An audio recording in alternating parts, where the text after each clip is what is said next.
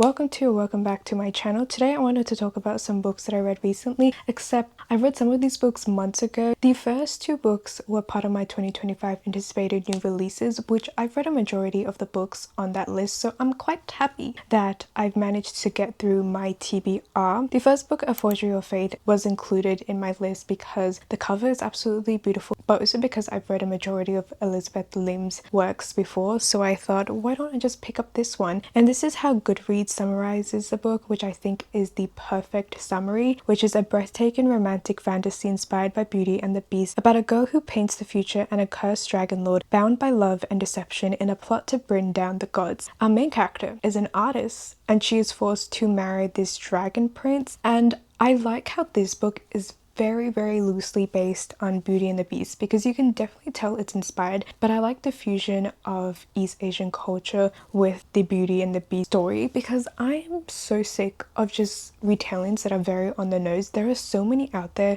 that are just really boring, and I feel like this one was so unique. The Beast is obviously the male lead who is half human and half dragon, and they are forced to get married because there is this plot that has to do with the male lead's grandfather. The grandfather is crazy. I'm also a sucker for the red string of fate theory, so whenever the red string of fate theory is included in a book, like, I love it. I think in general, I just really like the idea of soulmates. Later on in this book, there is this memory that gets shown to the female lead from the male lead's perspective, and that whole scene was just really cute. But I really like Elizabeth Lim's writing because it's just very simple and easy to read, but at the same time, it's very descriptive. While reading it, it just felt very engaging, and I don't know, it flowed super nicely. Like, I was just able to read it really quickly and I had a lot of fun while doing it. But I do feel like the plot in a way was very simple. A lot of stories that are inspired by East Asian culture and myths tend to follow, I would say, the same plot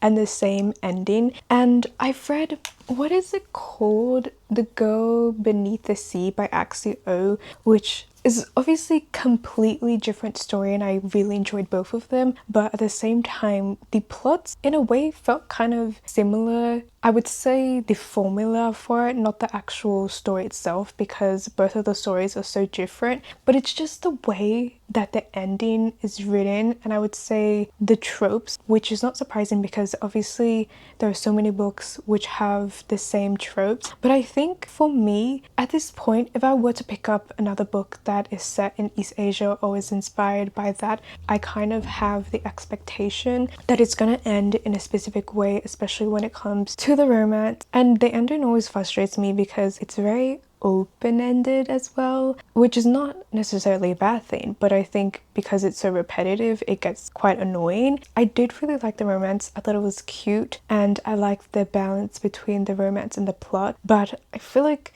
it was so subtle to the point where I wanted more because I liked the chemistry that they had between each other. I liked the little signs of them caring about each other, but I just always feel like the relationship kind of develops really quickly. But you know, overall I did really enjoy The Forgery of Fate. It was a very fun book to read, and I'm really happy that I got to read a Beauty and the Beast retelling, which also included East Asian culture. The Floating World by 𝐦𝐮𝐬𝐢 was another one of my anticipated releases, which was a book that I was super excited to read, especially because, as I mentioned, I read The Girl Beneath the Sea and I really enjoyed that book. So I was excited to pick up The Floating World, especially because the cover looks so pretty. But then I read it and I was very disappointed. The one word that I would use to describe this book is boring. Because honestly, I was so bored while reading this book. I don't know why. It just felt like I was getting deja vu. Have I read this book before?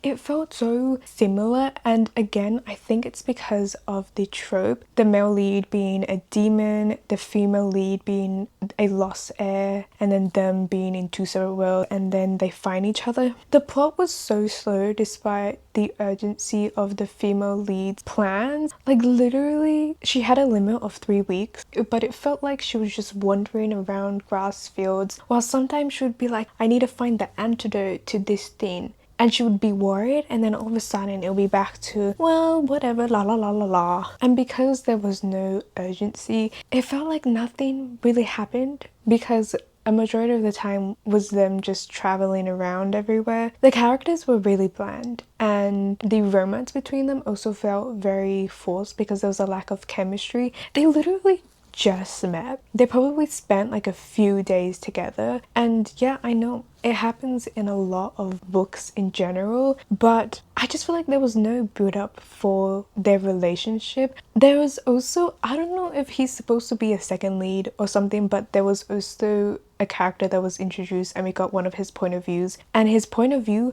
completely useless. Okay, because what is he supposed to add into the story? Like, I don't know. It's not adding anything to the story. The reason why I think he's supposed to be the second lead is because he is involved in the female lead's childhood, and he kind of shows up in her childhood memories because she also doesn't remember anything from her childhood, but it's so obvious that the female lead is going to end up with the male lead. So I don't really know why this guy is included in the story. I don't know if he's supposed to be one of the love interests, but it feels very much like he is supposed to be the second male lead, but it just also doesn't feel like it's working because she literally doesn't have chemistry with anybody. Okay, despite everything that I'm saying, I don't think it was a bad book. I just think that it was a little bit bland for me. I am, however, kind of interested to see where it goes because the whole premise of it is very interesting and it does include things that I like. I just think the execution wasn't exactly to my liking, unfortunately. I then read A Guide to Capturing a Black Lotus, which I watched the Chinese drama Love, Game and Eastern Fantasy, which I really enjoyed that drama, and then I decided to read the book, and I was quite surprised because the book and the drama completely different. And you know what, I kind of enjoy that because part of me was familiar with the story and the characters, but also the story felt so fresh as well. It's about a female lead who transmigrates into this world as a spoiled, naive girl. She obviously has a mission to change the plot because that's what every transmigration novel is about. And the male lead, Mushan, is in love with the original female lead, which is also his sister. I don't know why stories like doing this, but they're not blood related, okay? He was taken in and she was basically the only one who treated him right because everyone else kind of sucked. So in this world as well, there are demons, and Mushan and his sister, Muyao, I think that's what her name is, they were part of this sect which trained to get rid of these demons. So they're kind of like demon hunters. It's really entertaining to see the dynamic between Mushan and his sister because in front of her he always acts super nice, super obedient, but then when she's not there he hates everybody. So when Mao Mao and Mushan first meet, he instantly dislikes her. But something that I like about this book, and something that Chinese authors do so well, is creating slow burn romance. And I think part of it's because their books are normally really long, but I don't know why, just the way that they write plots and the way that their story develops and the characters and how much personality they have. Oh, I love every Chinese novel that I've read, and I really recommend them if you want something that is fresh and so different from reading books written by Western authors. It's basically he falls first and he falls hard because it went from him disliking her to him slowly falling in love with her, and the